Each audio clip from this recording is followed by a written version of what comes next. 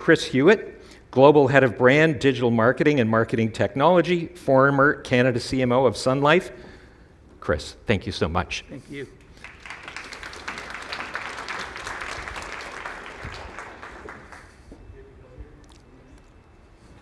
Not quite. There we are. Fantastic.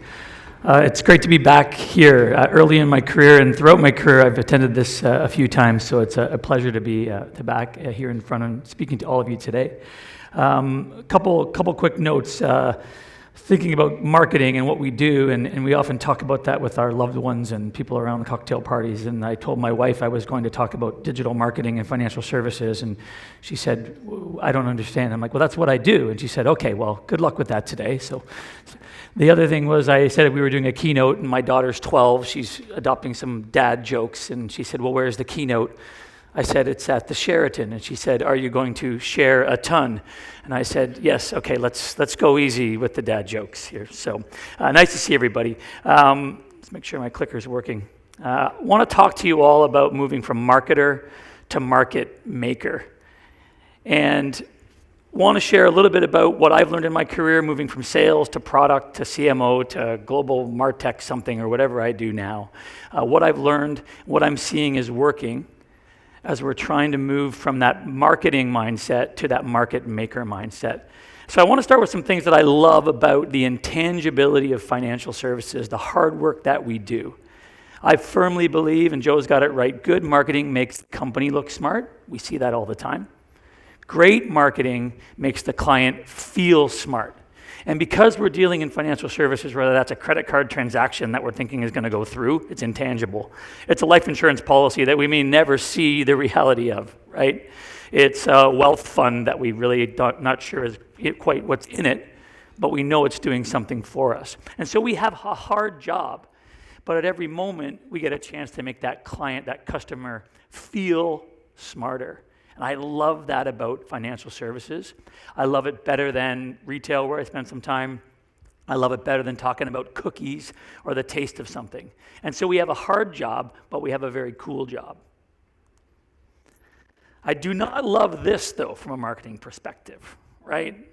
Often it's viewed that our seat at the table is the kid's seat or the baby seat or maybe no seat at all. So I want to talk a little bit about today about how I've tried to get a different seat at the table and keep it, and how I think each of you can do that as well.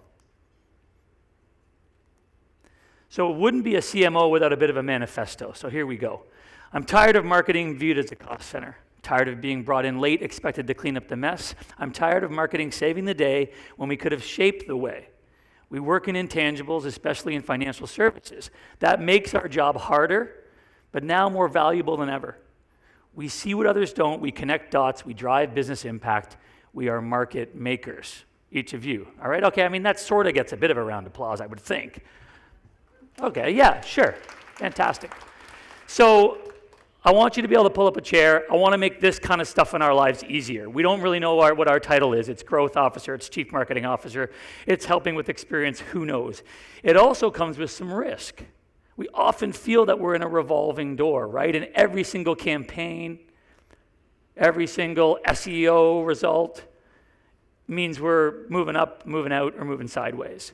I want us to think differently about the revolving door being something that allows us to interact with that C-suite and those different leaders to keep our spot at the table. I want to talk to you about how you can make some of our jobs easier and a little bit more exciting, okay? So, you're going to hear 3 C's from me today, sort of a fourth, but we'll do 3, right? The first one is we got to get out of our own ways as marketers, right? We have a fun job. We have a cool job. We do not spend enough time knowing the business we're in. I see it all the time. When I was in product, I'd meet with marketers and they'd say, let's try this, let's try that. And I'd say, I don't think you know how I make money. So I'm not sure I can trust if that's going to work. And the thing about product people, and you know, you've heard the phrase, people don't know how much you don't care how much you know until they know how much you care. Nah. With product people, they don't care how much you know until they know how much you know. So you've got to spend time understanding that business. And in financial services, it can be boring and tough. Talking to an actuary about how that life insurance policy makes money, not my favorite marketing meeting, right? talking to someone in treasury about how the checking account is different for value is different for one client versus another. Not the greatest, but you got to dig in, you got to get curious, you got to ask those questions if you want to build that trust, right, with your partners. And that goes the same for those of you out here that are in adjacent businesses or are partnering with folks in the marketing function. Ask what their business is about, and if they don't know, help them find out. Be curious, understand the real business problem. It is rarely a marketing problem. Marketing can be the solution, but you got to know your business. Confident creative comes from the right data. I love talking about data. Most financial services organizations have more data than they know what to do with. The reality is, as marketers, we need to find what that right piece of information is, how it connects to the market opportunity, the client, and make sure that our creative matches that. Too often, and I'm guilty of this too, we want to come out with something cool, right? That has that stopping power. But the honest truth is, in the financial services business, our confident creative can't just be bold. It needs to be rooted in that data point, that something about that intangible that the client goes, yeah, I got it. We need to have an aha moment before we can get a ooh, ah from our clients and our customers. And that is challenging. It takes time, it takes effort, it takes a knowledge of the business, and being curious allows us to make sure that our creative can be bolder, rooted in that right piece of data. Because clients don't want to hear just about that product feature or just about that service from that department. They want that brand to speak more broadly. The last one, and this is one of my favorite parts about the marketing roles and marketing opportunities you have at any organization, is you can connect dots. You get permission, right? Because everybody thinks they know marketing, right? You get permission to be brought into a lot of different meetings.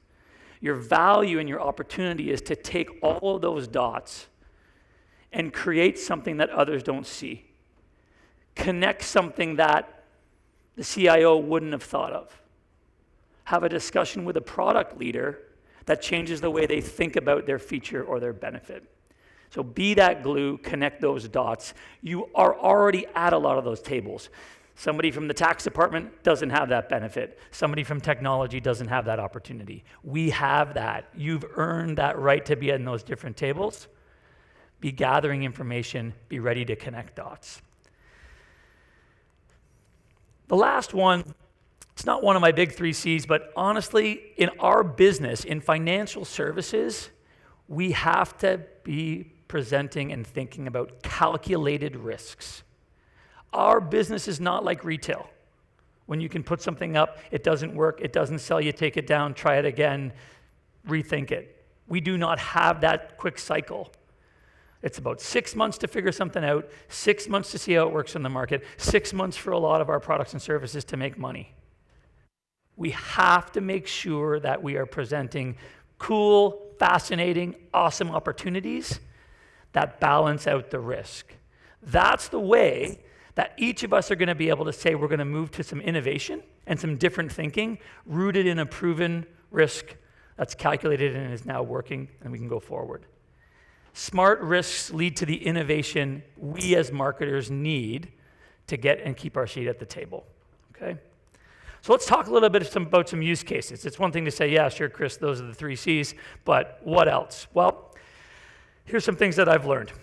Use case 1, as we think about curiosity, we've really got to talk about that right data. You have to push harder, get into the meetings and the opportunities that allow you to understand the full breadth of what the business is trying to do. For me, we had an experience on a checking business. I was at a bank that some of you may know of. We got a seat at the table. We fought for a seat at the table for the repricing. It doesn't really sound like something we want to do marketing about, but that's what we did. Fought for a seat at the table on the repricing initiative. We also then encouraged, I got a stool up here, also then encouraged, how do we take a behavioral economics view and think about that pricing in the context of features? By rebuilding the features, rethinking the pricing, doing some research, and then reframing that back, we were able to transform not only the specific product feature, but how that looked across all of the products. That allowed us to go out with the right product mix, boosted profitability, and really allowed the client market mix that they were looking for to come to life. Okay? But it started with being at that table, understanding how they made money from a price perspective, and then how we could translate that into the right opportunity in multiple parts of their market. Okay? So again, be curious, get to the table, ask the right questions. It's the right data. You have it. I guarantee you, it's there. You're going to have to figure out how to use it. Okay? Curiosity is going to help with that. The second one is confidence. Confidence in your creative. Everybody's a marketer. Every table you're at, you're going to get asked, hey, you know what? I have a better idea. I want the color to be a little brighter. Oh, what if we use this? Yeah, sure. That's all fantastic. You will be able to fight against that if you have confidence that your creative is aligned to the opportunity, rooted in the business knowledge, connected to the client opportunity, and something that you have confidence can have measurable results. Best example for me is I got something out to market. The global CMO hated it. Hated it. I actually thought I was going to get fired. When I went to the session and pitched why this was an important piece of creative, I was able to speak to that key insight, that product benefit, that feature that we were able to translate into that creative execution that was bold, it was clever, but it wasn't just bold and clever. It was rooted in that detail, that data point that was irrefutable through the research, through the partnership we had with the product team, and that allowed us to go to market with confidence. I'm happy to say that particular campaign exceeded results by about 30% from the previous year, generating a bunch of new clients. But it also, the feedback we got was people said, wow, I didn't know you offered this. I didn't know you had that. And this particular feature had existed for a decade.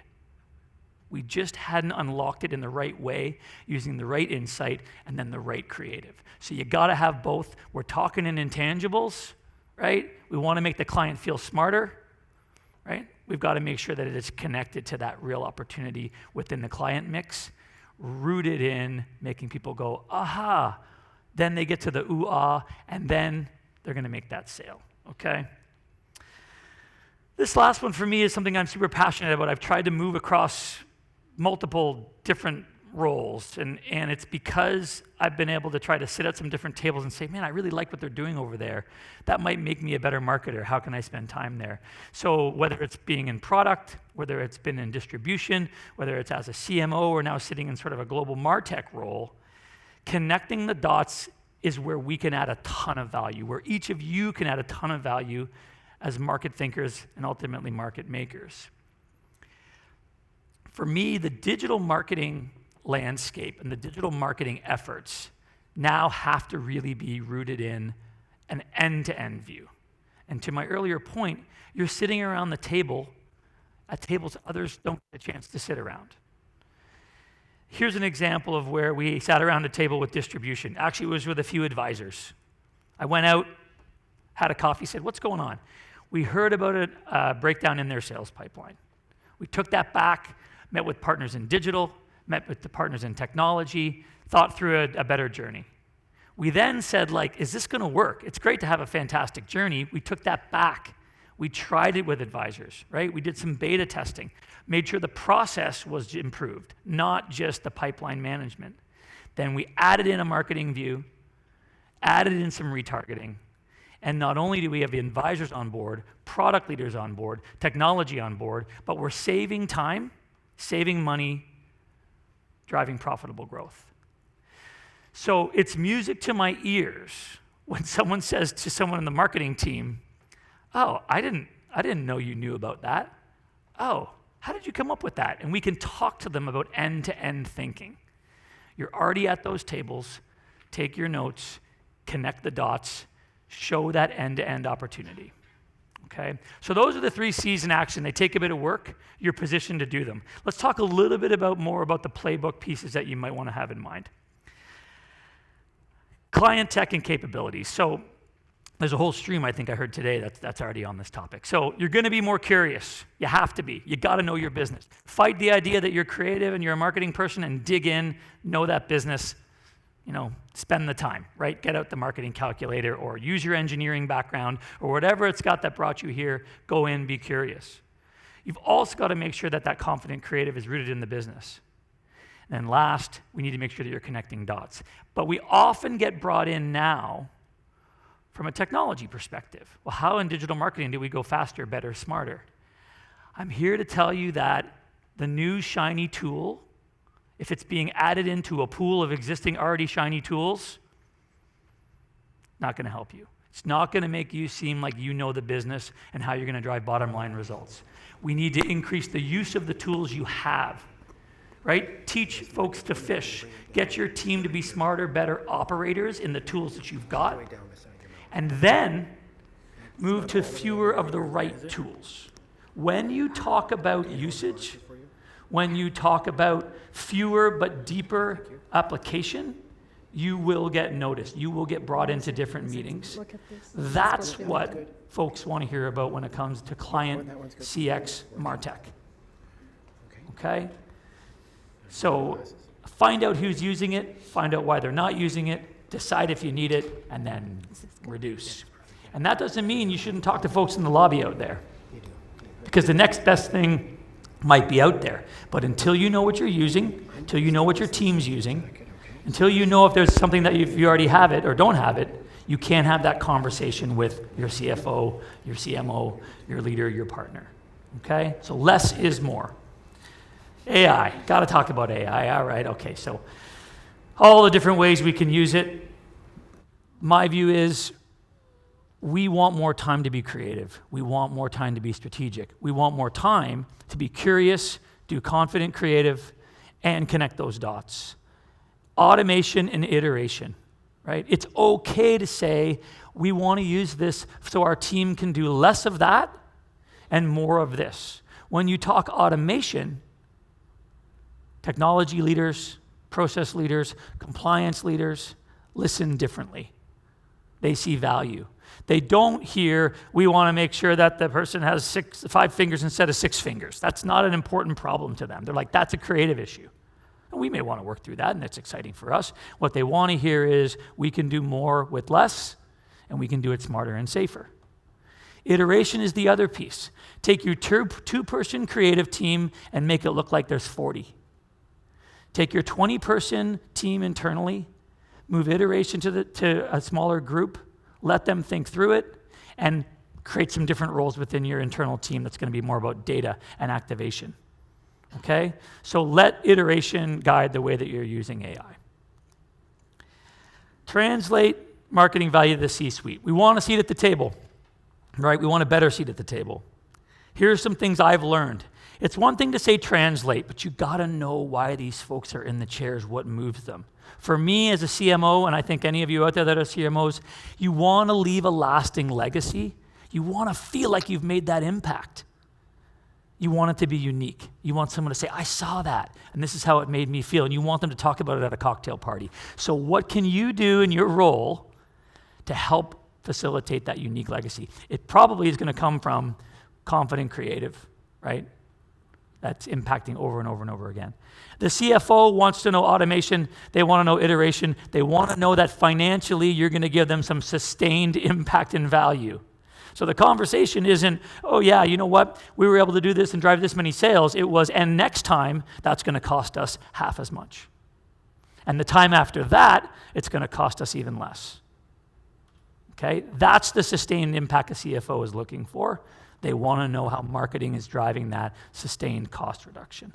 The CIO, spending a lot of time with our CIO now, brilliant individual. And ultimately, when we talk to her about what we can do from a client tech, from a client impact, they're asking about future-proofing. When we use AI at scale to automate and iterate, we reduce future investment that's unnecessary, because we've understood how it can be utilized across multiple businesses, right? We've trained people on the right tools, so we have a sustainable benefit, not only in our technology, but in our talent. So talk to your CIO as a marketing leader about how what you're doing is driving that future-proof opportunity for them. CEO, more and more I spend time with the CEOs. They've obviously got there for a reason. They've maybe moved through some of these roles. But you still, as a marketer, especially in financial services now, as we see more disruption, more need for managing the client trust and the client journey, and the fact that there's still some excitement really building around what's happening in all of our different industries in financial services. How do you give them something that can still let them be first mover? That comes from knowing what they already do well, what's the core business. That comes from having confident creative. Who can we go after that others haven't? And it comes from connecting dots to say, you're going to do this differently, and you're going to be recognized for it. So first mover is the stuff that you can talk to them about. So if you want to get seats at the table, connect the dots, start talking about your marketing value for the outcomes that these roles want. I guarantee you, you're not going to get all these right. But you have to stop talking about what these functions do, and I think talk more about what they want to be known for, what they want to be recognized for. Okay? And you're all great storytellers, so I know you can do that. So, you have a seat at the table. You've earned it. You've got it now. You've got a bit of a playbook. I'm encouraging you to be curious. Dig deeper into the business. Learn how it works. It is not something we do naturally. We want to do the fun, exciting, digital, cool stuff. I get it. I'm telling you, spend time with your business. Go out, see the experience.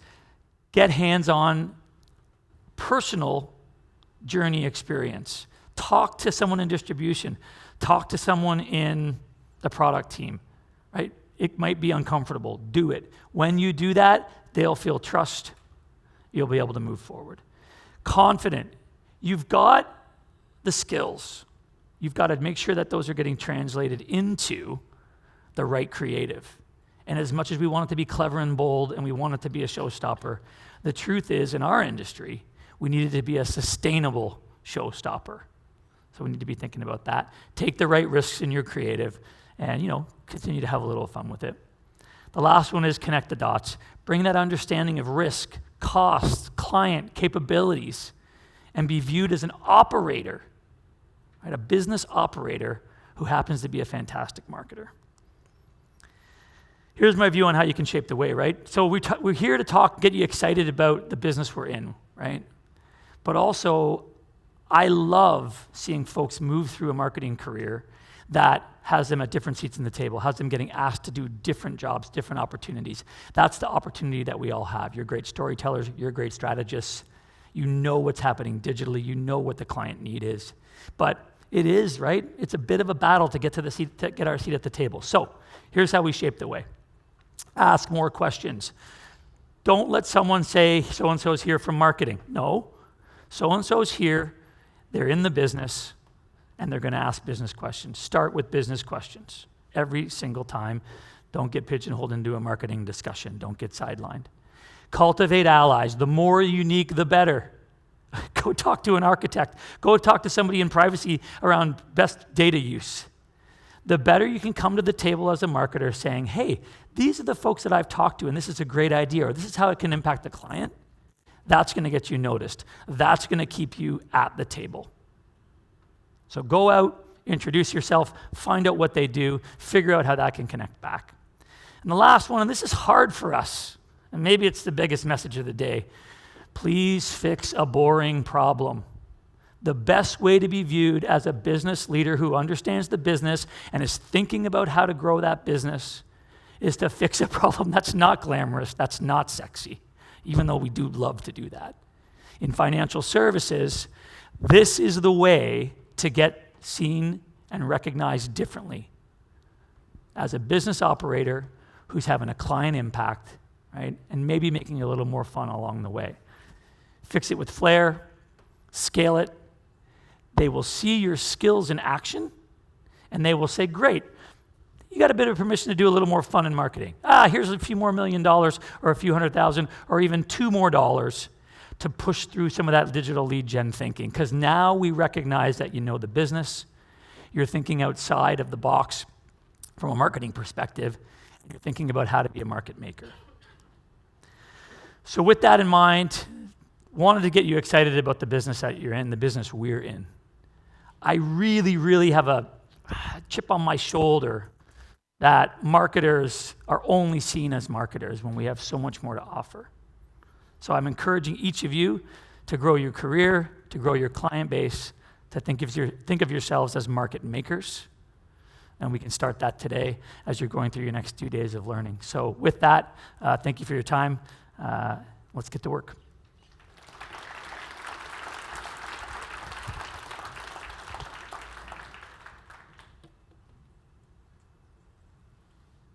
Chris, thank you. Great. Do you want to stay up here? Or Yes. Questions? Okay, great. So we have a few minutes for Q&A, and I just had to say, like, as someone who's come from the business, the insights you shared, I know early in our careers, we're focused on being great in our niche, but the really cool thing I just heard from Chris was talk to the CIO, and you said the word investment, and I'm like, that's really advanced. Talk to the CFO, talk to the CEO. You people are curators of good stories. Every one of these people who has ascended to those roles has a great story. And they have to tell stories. They have to talk to a board. They have to talk to investors, Wall Street, what have you. So I really like that insight. You know, get out of your zone, go ask people, get a good story out of them. So, anybody with questions, please. Yes, down in front. We have a mic coming.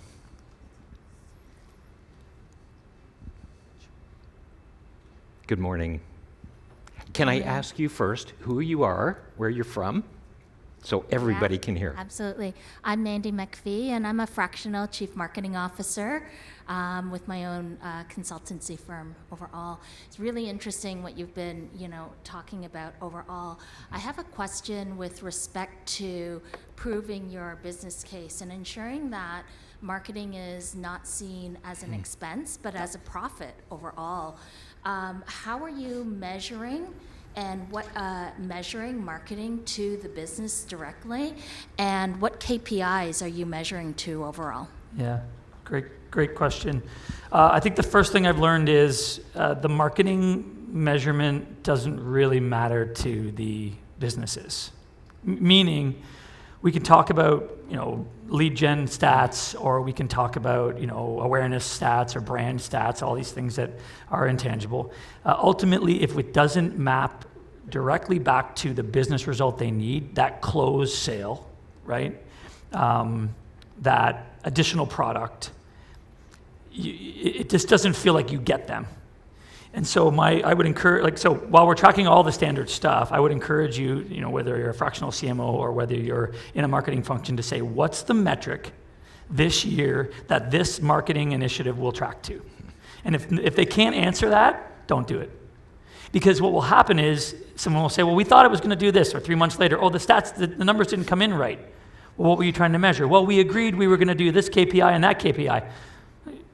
That should not, those can be something we build to actually track and manage the result. But if your marketing KPI is not the same as the BG KPI, you got to say no or say, we're not going to do this until you can tell us which metric we're going after. And so that goes back to knowing the business. I've seen it far too many times. I just had a meeting yesterday where we were asked to do a whole campaign, and we sat down with the business and asked, what's the outcome that we're driving in your annual results that are going to the board? And they couldn't tell us. And we said, until we know that, sorry. Because then what happens is it's marketing's fault. Oh, you had great awareness numbers. Oh, you drove a lot of leads. But you didn't meet the targets. Well, actually, we didn't really get told the target. So I think it's less about what we're measuring. It's more about making sure you are measuring the same thing the BGs are. Excellent. Any other questions? One of the other thoughts I heard was you talked about time leads, 6 months for the first phase, then 6 months. And so are you seeing that getting condensed as we... I am. I think... So I should rephrase that, right? Because that's maybe an older view in the world of how fast we can move. Except most financial services companies, given the nature of their products, don't truly know the benefit for some time. And so you might be, the risk now is you're iterating so fast that you don't leave enough breathing room. In addition, you may not even get time with that BG leader, right? For them to say, yeah, this worked. So if you can shrink the timing, go for it. But in my experience with financial services, other than maybe acquiring new checking accounts or things that are immediate, i.e. a meeting with a new client, when you're thinking about the value, the long-term value of a lot of what we do, it takes time. So it's like, yeah, you got all these folks, but you know what? They only signed up for X instead of Y, which is what we wanted them to sign up for. Oh, shoot. It took us 6 months to know that it worked okay.